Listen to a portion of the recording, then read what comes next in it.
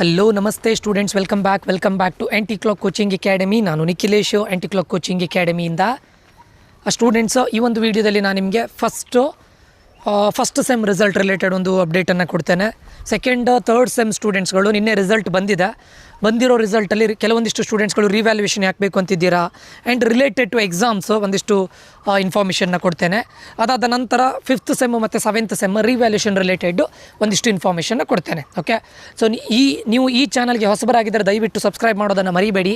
ಇದೇ ರೀತಿ ನಿಮಗೆ VTU ರಿಸಲ್ಟ್ ಅಪ್ಡೇಟ್ ಇರ್ಬೋದು, ರಿವ್ಯಾಲ್ಯೂಯೇಷನ್ ಅಪ್ಡೇಟ್ಸ್ಗಳಿರ್ಬೋದು, ಅಥವಾ ಎಕ್ಸಾಮ್ ರಿಲೇಟೆಡ್ ಇಂಪಾರ್ಟೆಂಟ್ ಕ್ವಶನ್ಸ್ಗಳಿರ್ಬೋದು, ಅಥವಾ ಇಂಟರ್ನ್ಶಿಪ್ ರಿಲೇಟೆಡ್ ಇರ್ಬೋದು, ಜಾಬ್ ರಿಲೇಟೆಡ್ ಇರ್ಬೋದು, ತುಂಬ ವೀಡಿಯೋಸ್ಗಳನ್ನು ಈ ಚಾನಲ್ ನಾನು ಅಪ್ಡೇಟ್ ಮಾಡ್ತಾ ಇರ್ತೇನೆ. ಇದು ನಿಮಗೆ ಆನ್ ಟೈಮ್ ರೀಚ್ ಆಗಬೇಕು ಅಂತಿದ್ರೆ ಈ ಚಾನಲ್ಗೆ ಸಬ್ಸ್ಕ್ರೈಬ್ ಆಗಿ.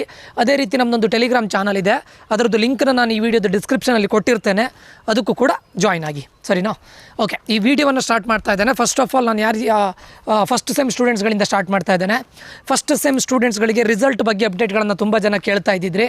ಅಫಿಷಿಯಲ್ ಆಗಿ ಅವ್ರ ಕಡೆಯಿಂದ ಏನು ಅಪ್ಡೇಟ್ಸ್ಗಳಿಲ್ಲ. ನಾನು ಸುಮ್ಮನೆ ಊಹಾಪೋಹಗಳಿಂದ ಅಥವಾ ನನ್ನದೇ ಆದಂಥ ಇಮ್ಯಾಜಿನೇಷನಿಂದ ಈ ದಿನ ಬರುತ್ತೆ ಅಂತ ಹೇಳಲಿಕ್ಕೆ ಆಗೋದಿಲ್ಲ.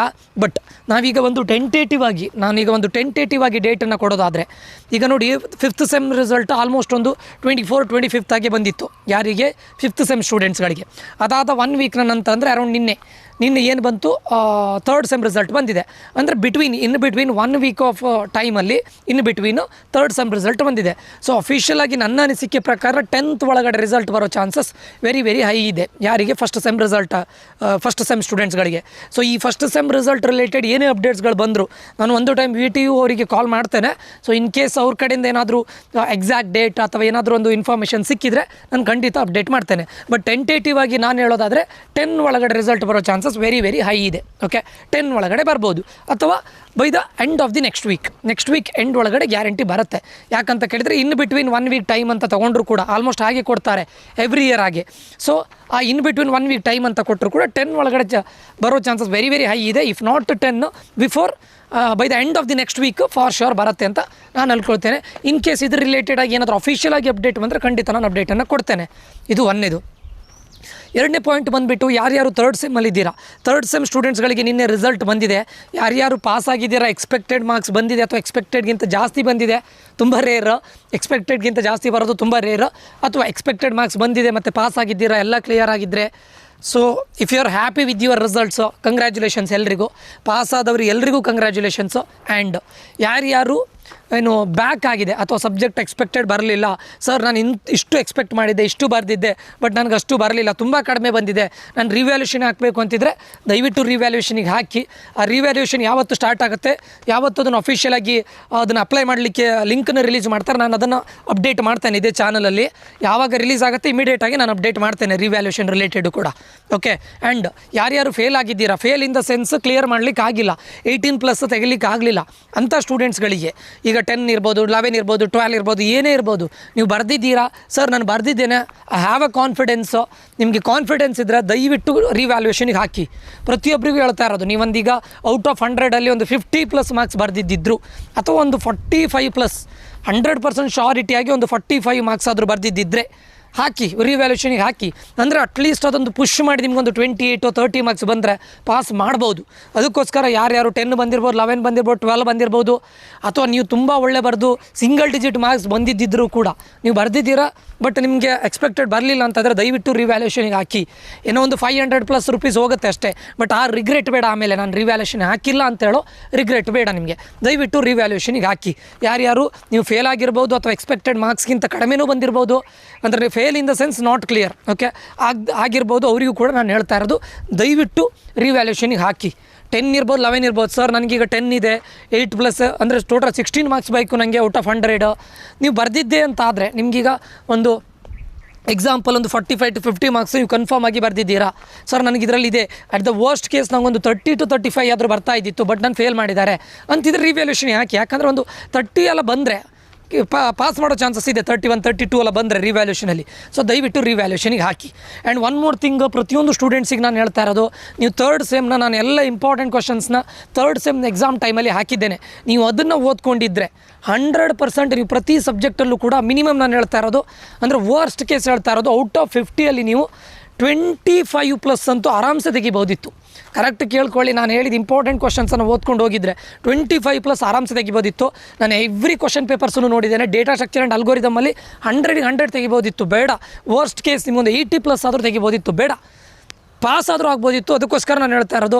ಈವನ್ ಜಾವಾದಲ್ಲೂ ಕೂಡ ಒಂದು 75 to 85 ಮಾರ್ಕ್ಸ್ವರೆಗೂ ನಾನು ಹೇಳಿದ್ದು ಬಂದಿತ್ತು. ಆಪ್ರೇಟಿಂಗ್ ಸಿಸ್ಟಮಲ್ಲಿ ಒಂದು 60 to 75 ಬಂದಿತ್ತು.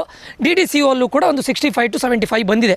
ಓಕೆ, ಸೊ ಅದಕ್ಕೆ ನಾನು ಹೇಳ್ತಾ ಇರೋದು, ಯಾರ್ಯಾರು ನಿಮಗೆ 4 ಕ್ವಶನ್ ಕೊಟ್ಟು ಇದಿಷ್ಟನ್ನೇ ಓದ್ಕೊಂಡು ಹೋಗಿ ಇದೇ ಬರುತ್ತೆ ಅಂತ ಹೇಳೋರನ್ನ ಫಾಲೋ ಮಾಡೋದಕ್ಕಿಂತ ನಾನು ಹೇಳ್ತೇನೆ ನೋಡಿ, ನಾನೊಂದು ಸ್ವಲ್ಪ ಕ್ವಶನ್ಸನ್ನು ಎಕ್ಸ್ಟ್ರಾ ಕೊಡ್ಬೋದು. ಅರೌಂಡ್ ಒಂದೊಂದು ಮಾಡ್ಯೂಲಿಂದ ಒಂದು 10, 11 ಅದು ನಾನು ಕ್ವಶನ್ ನಂಬರ್, ಈಗ ಫಾರ್ ಎಕ್ಸಾಂಪಲ್ 1, 2 ಇದ್ದರೆ 1ಅಲ್ಲಿ ಯಾವುದು ಬಂದಿದೆ, 2ಅಲ್ಲಿ ಯಾವುದು ಬಂದಿದೆ, ಯಾವುದು ಸ್ವ್ಯಾಪ್ ಆಗಿದೆ ಅನ್ನೋದನ್ನು ಎಲ್ಲ ಕ್ವಶನ್ ಪೇಪರ್ನ ಅನಲೈಸ್ ಮಾಡಿ ನಾನು ನಿಮಗೆ ರಿಟರ್ನ್, ಅದು ನನ್ನ ಹ್ಯಾಂಡ್ ರಿಟರ್ನ್ ಇದರಲ್ಲಿ ಬರೆದು ನಾನು ನಿಮ್ಗೆ ತೋರಿಸಿದ್ದೇನೆ. ನೀವು ಅದನ್ನು ನೋಡಿದರೆ 100% ಪಾಸ್ ಆಗ್ಬೋದಿತ್ತು. ಪಾಸ್ ಆಗಲಿಕ್ಕೆ ಏನೂ ಪ್ರಾಬ್ಲಮ್ ಇಲ್ಲ. You would have scored around 60+ out of 100. Okay, ಅಂದರೆ ನೀವು ಎಕ್ಸಾಕ್ಟ್ಲಿ ಅದನ್ನು ಕಲ್ತ್ಕೊಂಡು ಹೋಗಿದ್ರೆ 60+ ತೆಗಿಬೋದಿತ್ತು. ಅದಕ್ಕೆ ನಾನು ಹೇಳ್ತಾ ಇದ್ದಾರೆ, ನಿಮಗೆ ಎಕ್ಸಾಮ್ ರಿಲೇಟೆಡ್ ಕೂಡ ಇನ್ನು ಮುಂದೆ ನಾನು ಎಲ್ಲ ಬ್ರಾಂಚಿಗೂ ಮಾಡ್ತೇನೆ. ಲೈಕ್ EC ಇರ್ಬೋದು, ಟ್ರಿಪಲ್ ಇಗಿರ್ಬೋದು, ಫಸ್ಟ್ ಸೆಮ್ಮಿಗಿರ್ಬೋದು, 5th ಸೆಮ್ಮಿಗಿರ್ಬೋದು, ಎಲ್ಲರಿಗೂ ಮಾಡ್ತೇನೆ. ಓಕೆ, ಲೈಕ್ ಈಗ ನೆಕ್ಸ್ಟ್ ಬರೋದು ನಿಮಗೆ ಈವನ್ ಸೆಮ್ ರಿಲೇಟೆಡ್ ಎಲ್ಲದನ್ನು ಮಾಡ್ತಾ ಬರ್ತೇನೆ. ಸ್ವಲ್ಪ ಎಕ್ಸಾಮ್ಸ್ಗಿಂತ ಮುಂಚೆನೇ ಮಾಡ್ತೇನೆ. ನೀವು ಅದನ್ನು ಪ್ರಿಪೇರ್ ಆದರೆ 100% ಫಾರ್ ಶ್ಯೂರ್ ನೀವು 100ಅಲ್ಲಿ 60+ ಏನೂ ಪ್ರಾಬ್ಲಮ್ ಇಲ್ಲ. ಓಕೆ, ನಾನು ಎಕ್ಸಾಜುರೇಟ್ ಮಾಡಿ 90+ ಬರುತ್ತೆ ಅಂತ ಹೇಳೋದಿಲ್ಲ, ಬಟ್ 60 to 80 ಏನೂ ಪ್ರಾಬ್ಲಮ್ ಇಲ್ಲ, ನೀವು ಪರ್ಫೆಕ್ಟಾಗಿ ಓದ್ಕೊಂಡು ಹೋದರೆ. ಓಕೆ, ಸೊ ದಯವಿಟ್ಟು ನೋಡಿಕೊಂಡು, ಯಾರೋ ಏನೋ ಹೇಳ್ತಾರೆ 5 ಕ್ವಶನ್ಸ್ ಓದಿದರೆ ಸಾಕು ಅಂತ ಹೇಳ್ತಾರೆ ಅಂತ ಅಂದ್ಕೊಂಡು ಅದನ್ನೇ ಓದ್ಕೊಂಡು ಹೋಗಿ ನಿಮ್ಮ you can't take risk of on your own ಅಲ್ಲ ಸ್ಟೂಡೆಂಟ್ಸು. ಯಾಕಂತ ಕೇಳಿದರೆ ಏನು ಹೇಳ್ತಾರೆ, ನಿಮ್ದು ಇದಕ್ಕೆ ರಿಸ್ಕ್ ನೀವೇ ತಗೊಂಡು ಯಾಕೆ ಇದು ಮಾಡ್ತೀರಾ? ಈಗ ಬೇರೆ ಯಾರೋ ಹೇಳಿದ್ದಾರೆ, ಅವರು ಬರೋದಿಲ್ಲ, ಆಮೇಲೆ ನೀವು ಫೇಲ್ ಆದಮೇಲೆ ಯಾರು ಬರ್ತಾರೆ ಹೇಳಿ? ಅದಕ್ಕೆ ನಾನು ಹೇಳ್ತಾ ದಯವಿಟ್ಟು don't take risk. Okay, please ನಾನು ನಿಮ್ಗೆ ಏನು ಹೇಳ್ತಾ ಇರೋದು ಕೇಳಿದರೆ, ನಾನು ಹೇಳೋ ಕ್ವಶನ್ಸನ್ನು ಮೇ ಬಿ ಮಾಡ್ಯೂಲಿಂದ ಒಂದು 10, 11 ಕ್ವಶನ್ಸನ್ನು ಕೊಡ್ಬೋದು, ಬಟ್ ಅದನ್ನು ಓದಿದರೆ 100% ನೀವು ಔಟ್ ಆಫ್ 20 ಈಚ್ ಮಾಡ್ಯೂಲಲ್ಲಿ 12 to 15 ಏನೂ ಪ್ರಾಬ್ಲಮ್ ಇಲ್ಲ. ನಾನು ಪ್ರತಿ ವಿಡಿಯೋದಲ್ಲಿ ಅದನ್ನು ಹೇಳ್ತಾ ಇದ್ದೇನೆ. ದಯವಿಟ್ಟು ಇದನ್ನು ಅರ್ಥ ಮಾಡ್ಕೊಳ್ಳಿ. ನೆಕ್ಸ್ಟ್ 4th ಸೆಮ್ಮಿಗಾದರೂ ಈ ವಿಷಯವನ್ನು ತಲೆಯಲ್ಲಿ ಇಟ್ಕೊಂಡು ಓದ್ಕೊಳ್ಳಿ. ಆ್ಯಂಡ್ ಮತ್ತೊಂದು, ನೀವು 3rd ಸೆಮ್ಮಿಂದ ಬ್ರ್ಯಾಂಚ್ ಎಂಟ್ರಿ ಆಗಿರ್ತೀರಾ. Branch entry in the sense ನೀವು EC ಆಗಿದ್ದರೆ EC ರಿಲೇಟೆಡ್ ಸಬ್ಜೆಕ್ಟ್ಸ್ ಇರುತ್ತೆ, ಟ್ರಿಪಲ್ ಆಗಿದ್ದರೆ ಟ್ರಿಪಲ್ ರಿಲೇಟೆಡ್ ಸಬ್ಜೆಕ್ಟ್ಸ್ ಇರುತ್ತೆ, ಕಂಪ್ಯೂಟರ್ ಸೈನ್ಸ್ ಅಥವಾ ಅದರ ಅಲೈಡ್ ಬ್ರಾಂಚಸ್ ಆಗಿದ್ದರೆ ಕಂಪ್ಯೂಟರ್ ಸೈನ್ಸ್ ರಿಲೇಟೆಡ್ ಸಬ್ಜೆಕ್ಟ್ಸ್ಗಳಿರುತ್ತೆ. ಅಂಥ ಟೈಮಲ್ಲಿ ನಿಮಗೆ ಕೋರ್ ಸಬ್ಜೆಕ್ಟ್ಸ್ಗಳು ಜಾಸ್ತಿ ಇರುತ್ತೆ. ಔಟ್ ಆಫ್, ಈಗ ಫಾರ್ ಎಕ್ಸಾಂಪಲ್ ನಾನು ಹೇಳ್ತಾ ಇರೋದು 6 ಸಬ್ಜೆಕ್ಟ್ಸ್ ಇದ್ದರೆ ಔಟ್ ಆಫ್ 6 ಸಬ್ಜೆಕ್ಟಲ್ಲಿ 4 ಸಬ್ಜೆಕ್ಟು ನಿಮ್ಮ ಕೋರ್ ಬ್ರ್ಯಾಂಚ್ ಇದೇ ಆಗಿರುತ್ತೆ. ಇನ್ನು 3rd ಸೆಮ್ಮಲ್ಲಿ ನಿಮ್ಗೆ ಗೊತ್ತಿರ್ಬೋದು, ಈಗ ಲೈಕ್ ಆಪ್ರೇಟಿಂಗ್ ಸಿಸ್ಟಮ್ ಇದ್ದಿತ್ತು, ಆ್ಯಂಡ್ DS ಇದ್ದಿತ್ತು, ಡೇಟಾ ಸ್ಟ್ರಕ್ಚರ್ ಆ್ಯಂಡ್ ಅಲ್ಗೋರಿದಮ್ಸ್ ಇದ್ದಿತ್ತು, then DDCO is related to electronics and communication, but ಆದರೂ ಜಾವಾ ಇದ್ದಿತ್ತು, ಇದೆಲ್ಲ ಇದ್ದಿತ್ತು. ಆರ್ ಎಲ್ಸ್ ಊಪ್ಸ್ ಇದ್ದಿತ್ತು, object oriented programming with C++. ಈಗ ನೆಕ್ಸ್ಟ್ ಸೆಮ್ಮಿಗೂ ಹಾಗೆ ನಿಮಗೆ ಅಡ್ವಾನ್ಸ್ಡ್ ಜಾವಾ ಇರುತ್ತೆ. ಈಗ ಜಾವಾ ತೊಗೊಂಡಿದ್ದರೆ ಅಡ್ವಾನ್ಸ್ಡ್ ಜಾವಾ ಇರುತ್ತೆ, ಪ್ಲಸ್ ನಿಮ್ಮದು DBMS ಇರುತ್ತೆ, ವೆರಿ ಇಂಪಾರ್ಟೆಂಟ್ ಸಬ್ಜೆಕ್ಟು. ಮತ್ತು analysis and design of algorithm ಇರುತ್ತೆ, ಅಥವಾ ಅಡ ಅಂತ ಕರೀತಾರೆ, ಅದು ಬರುತ್ತೆ. These all are core subject students. So core subjects ಅಂತ ಬಂದಾಗ ನೀವು ಇದರಲ್ಲಿ ಸ್ಕೋರ್ ಮಾಡಲೇಬೇಕು ಕಂಪಲ್ಸರಿ. ನೀವು ಮ್ಯಾಥ್ಸಲ್ಲಿ 100 ಔಟ್ ಆಫ್ 100 ತೆಗಿಬೇಡಿ ಅಂತ ಹೇಳ್ತಾ ಇಲ್ಲ, ಬಟ್ ಇಟ್ ಡಸಂಟ್ ಮ್ಯಾಟರ್ಸ್. ನೀವು ಮ್ಯಾಥ್ಸಲ್ಲಿ ನಾನು 100 ತೆಗೆದೆ, ಇಂಗ್ಲೀಷಲ್ಲಿ 100 ತೆಗೆದೆ ನಾನು, ಅಥವಾ ಬೇರೆ ಯಾವುದೋ ಸಬ್ಜೆಕ್ಟ್, ಇಟ್ ಡಸಂಟ್ ಮ್ಯಾಟರ್ಸ್. ನಿಮ್ಮ ಕೋರ್ ಸಬ್ಜೆಕ್ಟ್ಸ್ ತುಂಬ ಇಂಪಾರ್ಟೆಂಟ್ ಆಗುತ್ತೆ. ಯಾಕಂತ ಕೇಳಿದ್ರೆ ಇಂಟರ್ವ್ಯೂವಲ್ಲಿ ಕೇಳೋದೆ DBMS, operating system, computer networks, then software engineering. ಕೆಲವೊಂದು ಕಂಪನಿಯವರು ಸಾಫ್ಟ್ವೇರ್ ಇಂಜಿನಿಯರಿಂಗ್ ಕೇಳ್ತಾರೆ, ಡೇಟಾ ಸ್ಟ್ರಕ್ಚರ್ಸ್ ಕೇಳ್ತಾರೆ, ಡೇಟಾ ಸ್ಟ್ರಕ್ಚರ್ಸ್ ಆ್ಯಂಡ್ ಅಲ್ಗೋರಿದಮ್ ಕೇಳ್ತಾರೆ. These all 5 subjects are very important. So ಈ ಸಬ್ಜೆಕ್ಟ್ಸಲ್ಲಿ ನೀವು 100% ಪರ್ಫೆಕ್ಟ್ ಇರಲೇಬೇಕಾಗುತ್ತೆ. ಅದಕ್ಕೋಸ್ಕರ ದಯವಿಟ್ಟು ಕೋರ್ ಸಬ್ಜೆಕ್ಟ್ಸ್ ಮೇಲೆ ಜಾಸ್ತಿ ಫೋಕಸ್ ಮಾಡಿ. ಬೇರೆದ್ರ ಮೇಲೆ ಫೋಕಸ್ ಮಾಡಬೇಡಿ ಅಂತ ಹೇಳ್ತಾ ಇಲ್ಲ, ಬಟ್ ಇದ್ರ ಮೇಲೆ ಫೋಕಸ್ ಮಾಡಿ. ಆ್ಯಂಡ್ ನನ್ನ ಚಾನಲ್ಗೆ ನೀವು ಸಬ್ಸ್ಕ್ರೈಬ್ ಮಾಡ್ಕೊಳ್ಳಿ.